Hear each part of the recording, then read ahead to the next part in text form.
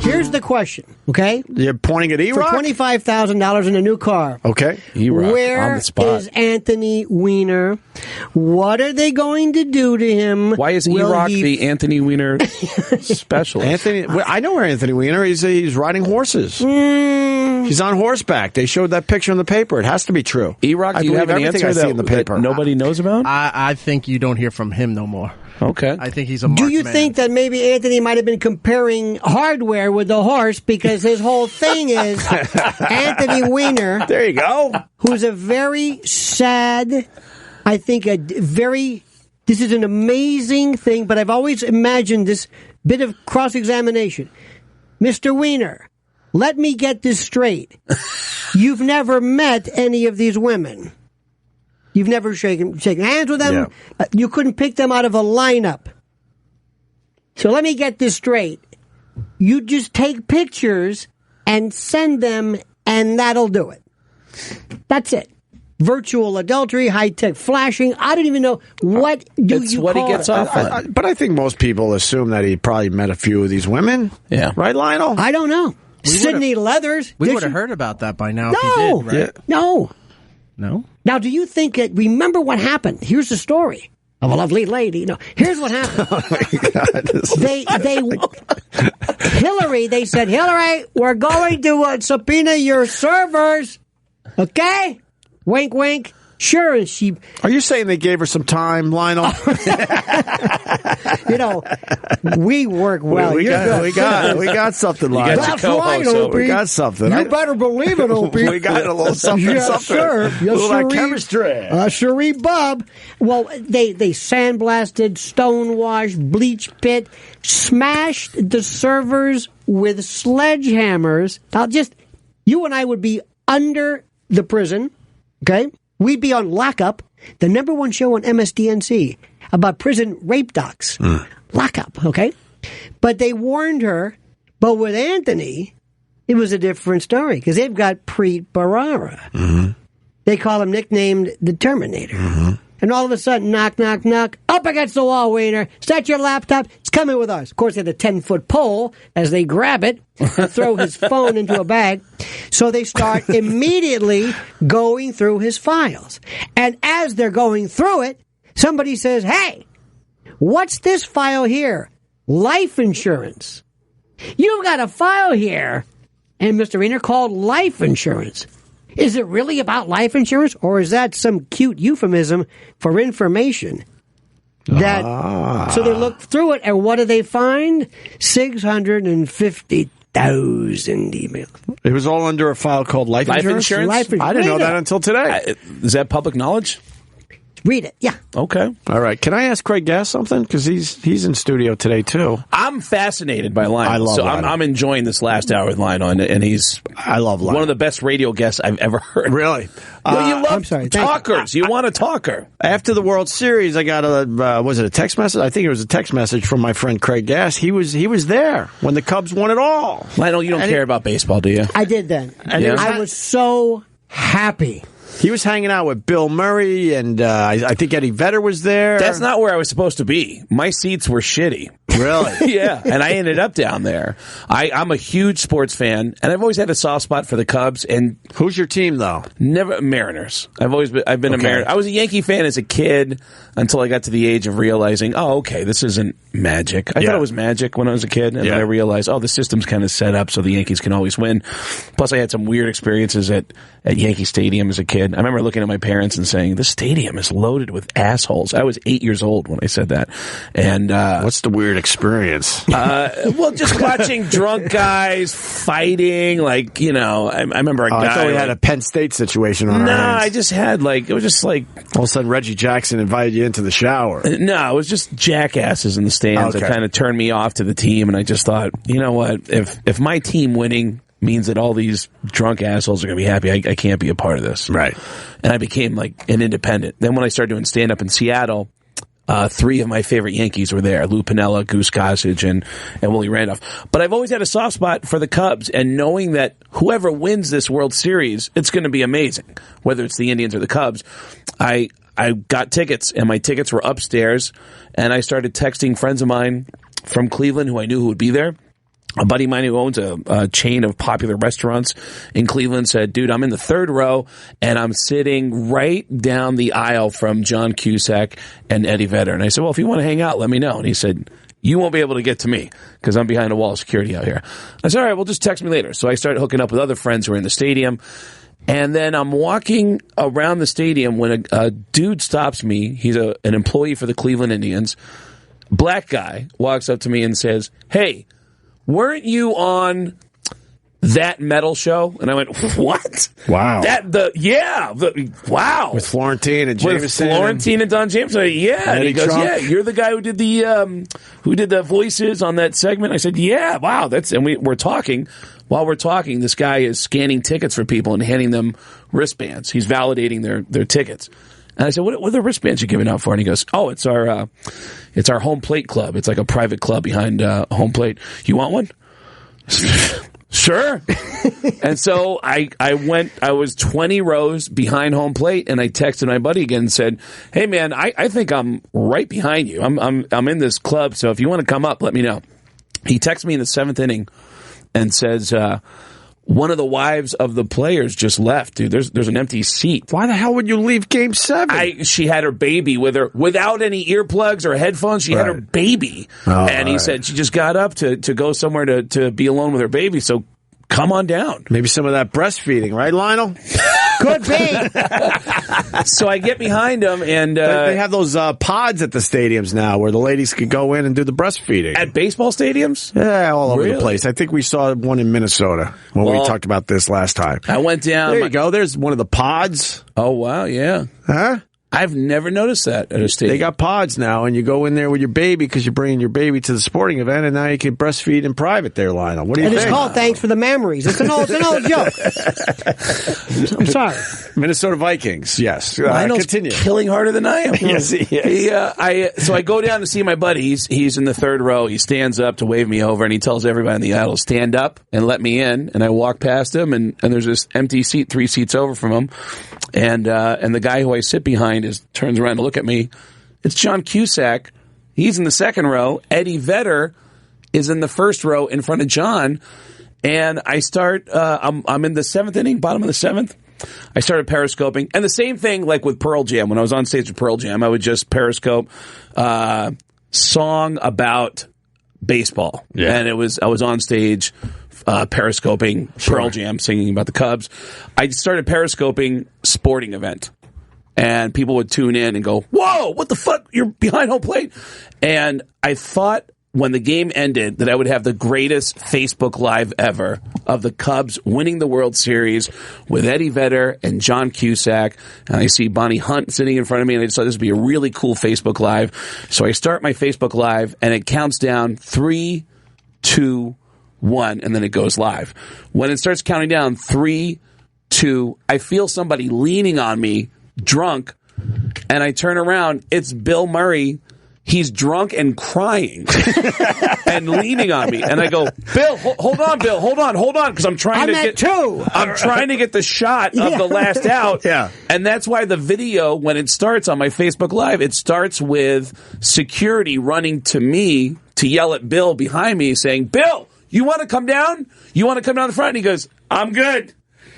I'm good. And then I filmed the last out, and right as the last out goes and the Cubs have won the World Series for the first time in 108 years, I turn around and I go, Bill, they did it. And he's getting choked up, and we're high-fiving each other. Yeah. And for the next 5 minutes, I just am in the middle of him and the owner of the Cubs and Chelios, the hockey player, and Eddie Vedder and everybody. And I think I see Eddie Vedder. We're playing it now, hugging like John Cusack. I think. Yeah, Eddie Vedder and Bonnie Hunt. Look at this. And they're right in front of me. This is amazing. And then Bill Murray climbs over my seats, and we start high fiving each other again. Yeah, and that's Look when at this. Yeah, there's Bill. This is like the Zapruder film, but with close. a happy ending.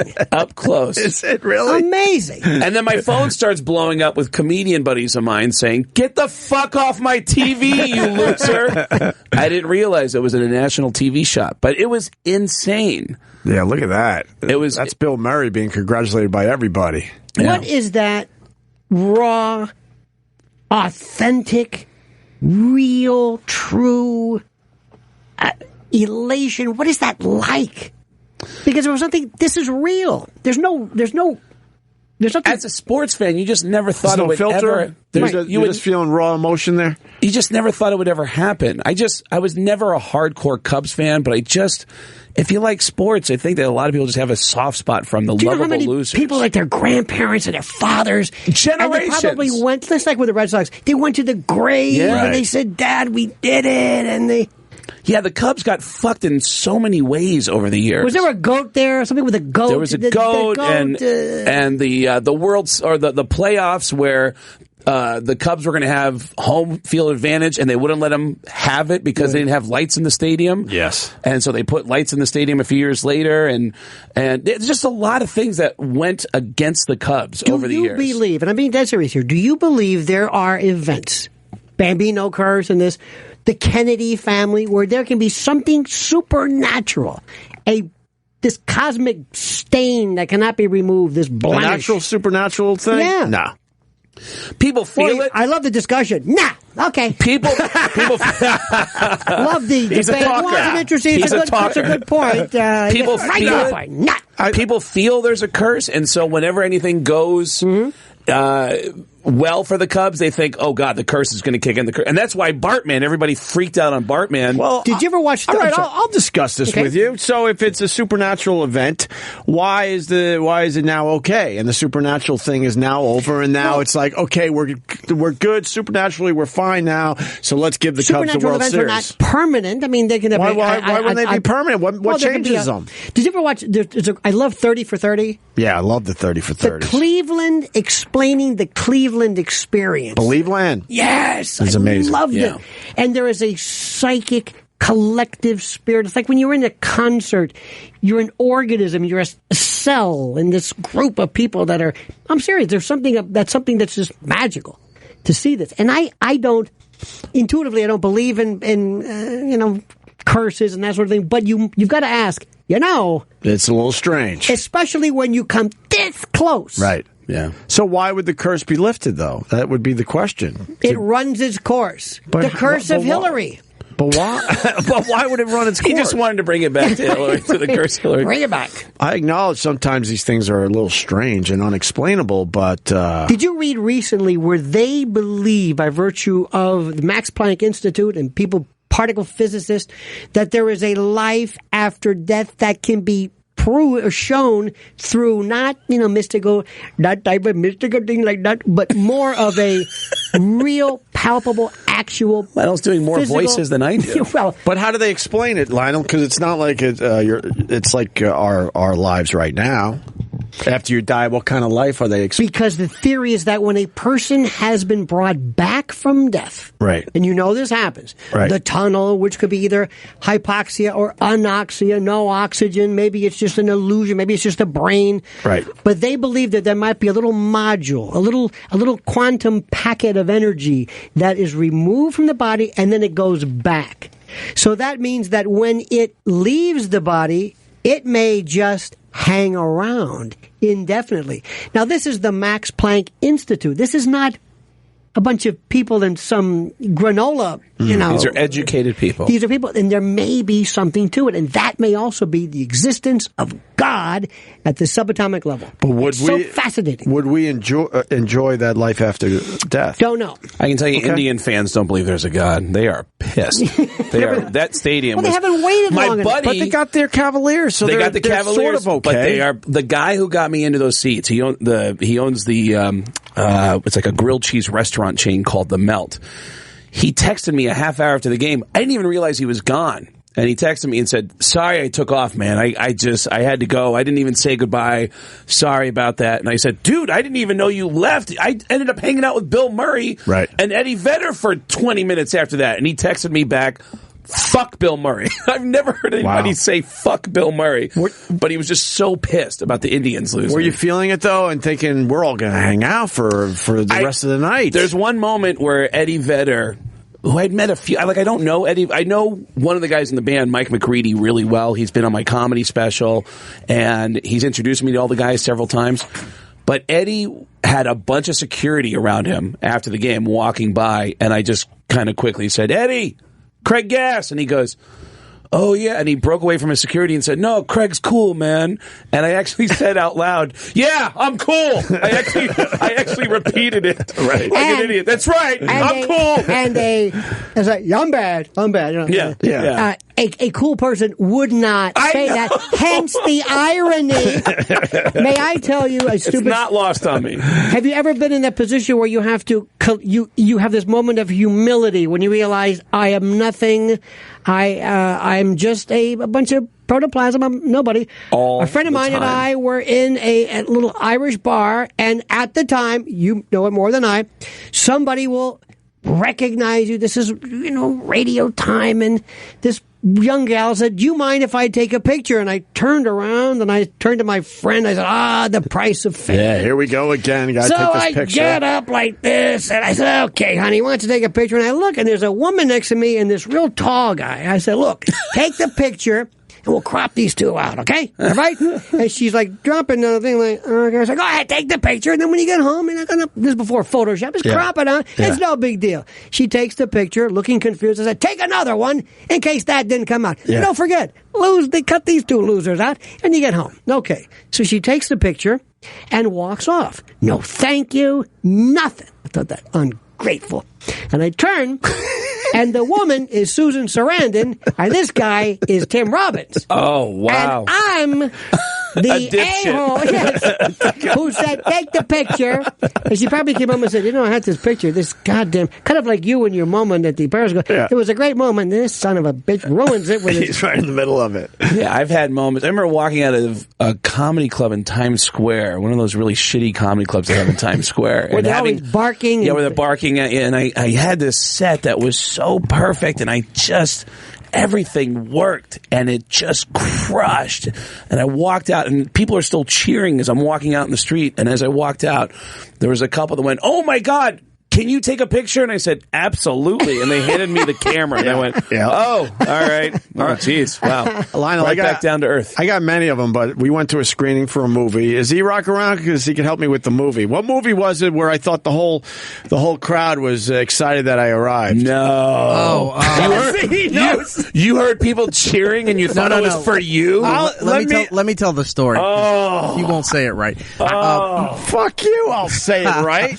When we were still syndicated with CBS and our local station here in New York, K-Rock had these movie screenings and we thought it was just like a private event, but it turned out they gave away a lot of tickets to listeners to come. So half the theater was listeners and the other half was press and see, you're not telling it right. Half the people, half the people were the dregs of society. Your fans. That they just grabbed off 42nd Street. Prize pigs. No, they just grabbed them off 42nd Street and basically said, you want to see a movie. Okay. And then there were some of our fans. That's the key of the story. There really weren't a lot of our fans there. But continue, I got it. It's not the best description. Continue. Get to the embarrassing part. Well, he challenged me by saying I wouldn't tell the story properly. No, I'm saying it right because it was about the movie and it wasn't even a station event. It was all about this particular movie. I think it was Watchmen that we went to go see. Nope. It wasn't Watchmen? Nope. What was it? Maybe I should tell the story.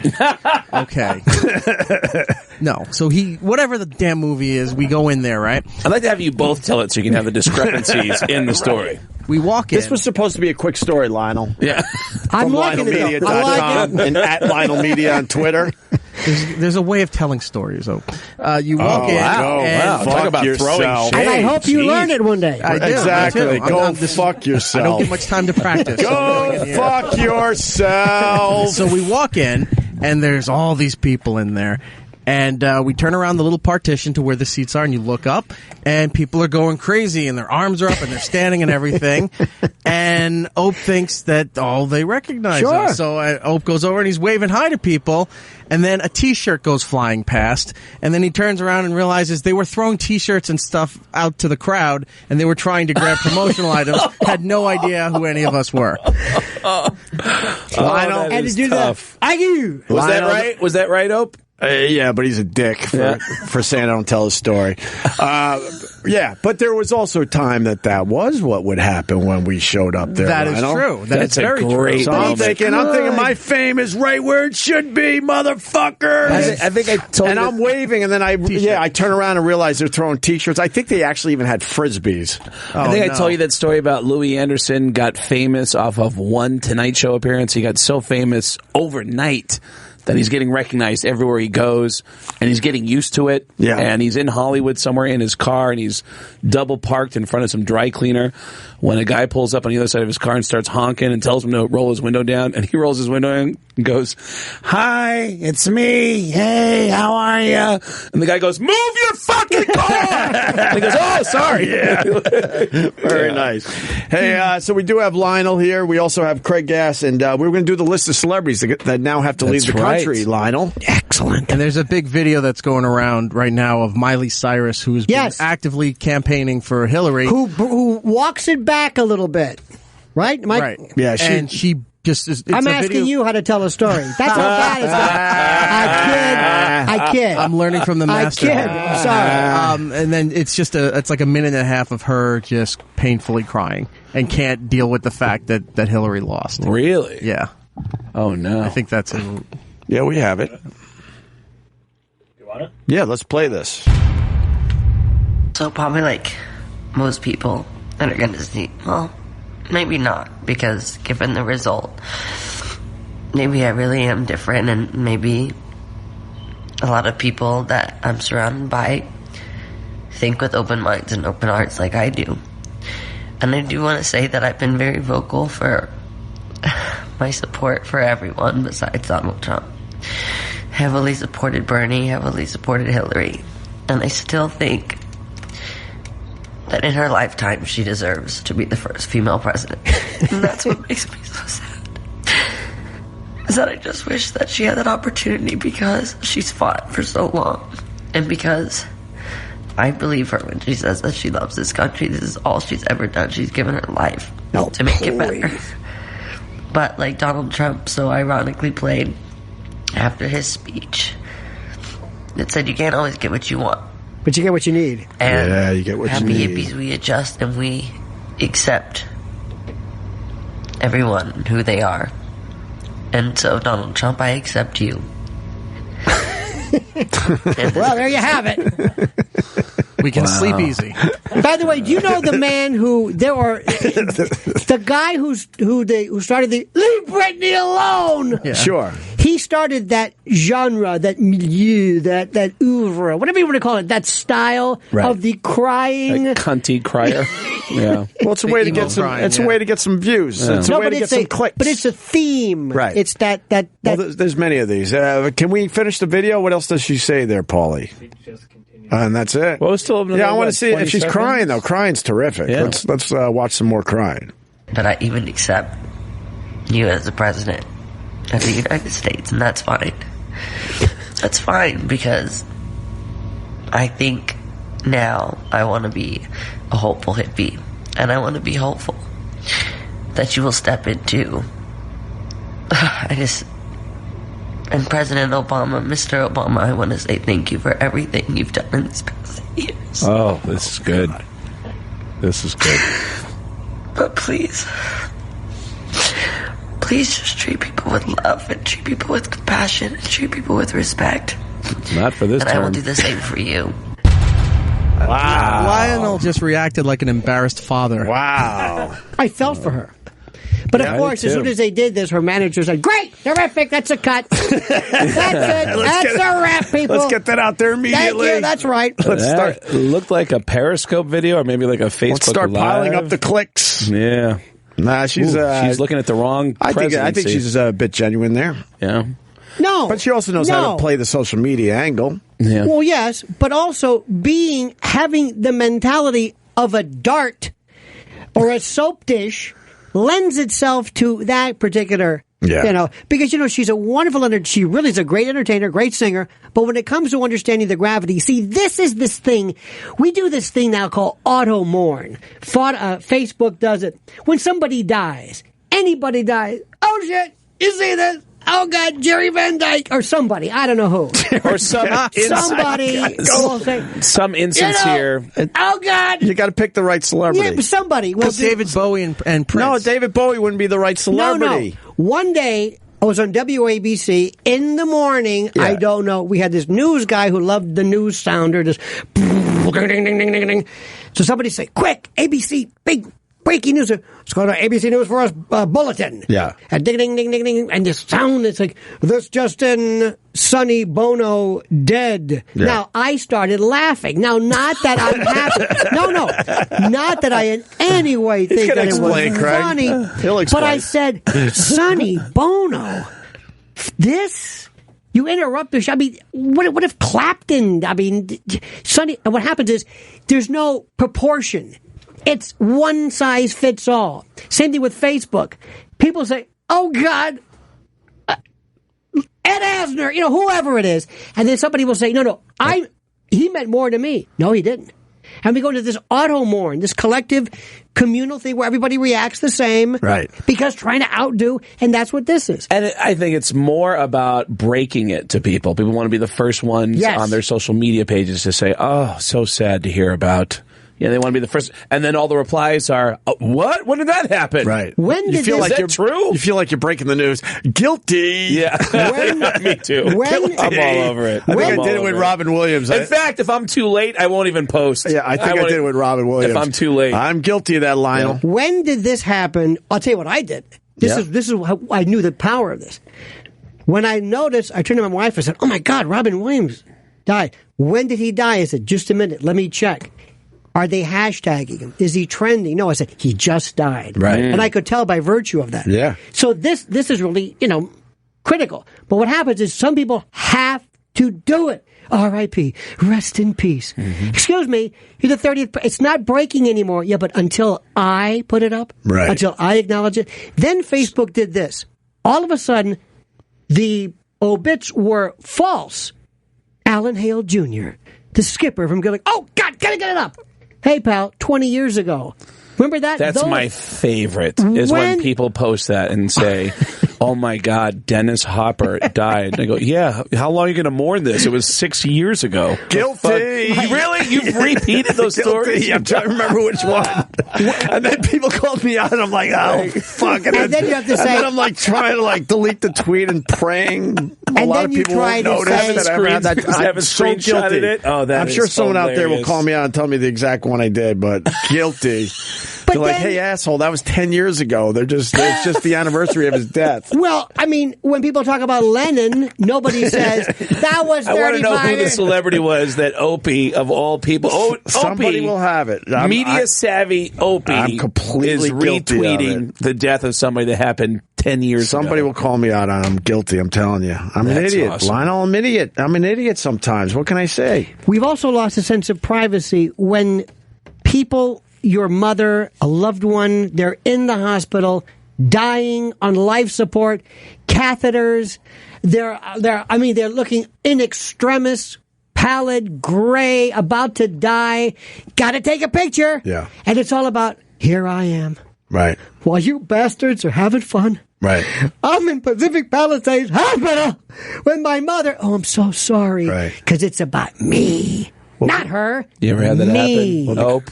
That one, no, thank God. But Facebook is all about that because everyone's trying to get their clicks. Yeah. So now they're selling out their own kids and selling out their dying parents, whatever it takes to get their their likes up. Twitter is for exhibitionists, but Facebook is for narcissists. So what happens is in the old days, remember when parents would say, "Don't put your kid's name on its backpack because some prevert in the subway is going to know your kid's name." Well, now you can say, "Hey, little Opie, listen, hi. How's your sister, Maxine? She lost a tooth, right? And your little dog, Max? Yeah. How are your parents? You were a student of the month at St. Bonaventure. Wow, you must know me." No, it's your dumbass parents who list everything about you because they treat you like chattel. Right. And they're the ones who told me this because I'm a predator. What about the people that they're getting their houses broken into because they're bragging and talking about their Disney trip that they're currently on? Those stories hit the news from time to time. And living the good life. Oh, honey, do me a favor. Can you get this glass of wine here? Can you put this? Can me get this shot here to show we're living it up, luxuriating? I drink wine, living the good life. Hashtag life is good. At Guilty. Okay, you ready for this one? And this is not the Are bucket. you just looking at Opie's page and just calling Lionel? out shit? This is the one where I went to that one a couple times because it was an obscure bottle of wine. I'm like, damn, I got to tweak this. And it didn't exist until I memorialized it because I'm a loser. Okay, now, but here's the deal. What you have to do is you have to also understand that, and I'm sorry for this. Yeah. This is called the reverse bucket list. Shoot me if I do this. Don't, this is not on my list. But if you see me do this, like wear sandals with socks, shoot me. This is the sunset or rainbow picture. Dude, what the fuck did What's I do wrong to with you? sunsets? Anybody can take a picture of a sunset. I've seen them. I know what they are. You're not the first one. And They're pulling up Opie's page right now to go through his What picture. the fuck did I ever do to you? No. He also has some for sale on opieradio.com. What the fuck did I ever do to you, Lionel? Cloud porn. Cloud porn. What the fuck? That's a beautiful and picture. flows and angels' hair. This has been an elaborate setup all This is- day. He writes me, he's like, you better have me on your show today. I'm like, all right, this was a setup. I didn't think it was you. Beat the shit out of me and my social media. Look, there's a sunset through a cornfield. Beautiful sunset. Hello, do you have absolutely no artistic talent whatsoever? Hello, I'm Opie. Look at that one. Look, that it's a beach shot was great. sunset. Thank you, Craig I'm Gass. on the beach. Whoa. Back up. What? Kinnison, what the fuck? How old are you in that? Not that old. Early 20s. Holy shit. Yeah. Opie looking like... Well, I had my Bill Cosby sweater. Show him the Sam Kinison picture. He already made the point about the sunset picture. And I also do the Kinison hanging out with a child. And I also did the socks with the sandals. So I'm guilty of that one too. You do Velcro sneakers at all? I don't do Velcro Good, sneakers. don't do that. But I don't give Now, a you fuck do if I have have- socks on and then I throw sandals on. Run your special. social I don't give media a fuck. page like a man. Wow, that's amazing. That's an amazing. Your pic. best picture, may I just say something? The Chrysler shot through, that's a good one. No. Know why that's a great picture? Yes. Opie looks Now like I'm he's going to brag. Through the spire, yes. I went into the Spire. I snuck in And you with this guy. aspired to. Oh, they don't let people in there? Oh my God, this guy Moses, he's an urban explorer, and he goes, "Hey man, Whoa. yeah man, we snuck in." He made believe. Well, I can't tell the full story, but he was able to get in the building, and then he knew how to work the staircases to get to an area, and then we kind of did a few things. Now, and this then is you we ended up on in the Spire. This is you on the Eagle there? I wouldn't go on the Eagle. I filmed him on the Eagle turning around, and in my mind I saw him slip to his death. It didn't happen, obviously, but it horrifies me to this Wow. day. Yeah, I'm as high as you can go in the Chrysler building there, Lionel. How about that? Do you have about acrophobia? Are you afraid of problem with heights? It was a tiny red ladder. Excuse me, a whole bunch of tiny red ladders that we had to climb up That all the way freaks to me the out. Spire as far as you could go. And, you have a fear the of room, heights? and the room was maybe this console. That's it. So it was about 8 feet across tops. Have you done skydiving? No. I did that twice. Once tandem, once free fall. Really? Level 1. Do that before you die. So much for my Spire story. Well, no. This So Spire much for thing that. is crazy. Look at this, the tiny little red ladder. Do you have a fear of heights? Not in this situation. Although some of those ladders were pretty high. But now I'm like just sticking my camera out the window that was all cracked and broken, by the way. Describing pictures on radio. This is great. No, but see, then they follow you, and then we tweet it out, and then they go, Is this "Oh." Moses on the edge here? Yeah, this is Moses just being crazy on the Fuck Eagles. that. Yeah, crazy. Anyway. Images like that genuinely make me nervous. He snuck me into this whole thing, and then I'm like, I'm going to get arrested. He's like, Dad, don't worry about it. We lucked out. They ended up that Opie with they ended up Kinnison. arresting him because he went back. Really? Yeah, he's all right now, though, I think. What an idiot. I don't think I was supposed to say that. Fuck. But they were waiting for him. because they were onto his scam. Was he going back to try to go up again? Because he's an urban explorer. He's bringing other people up there. I believe he's Do you- retired now from doing all that stuff. You but- mentioned Bill Hicks.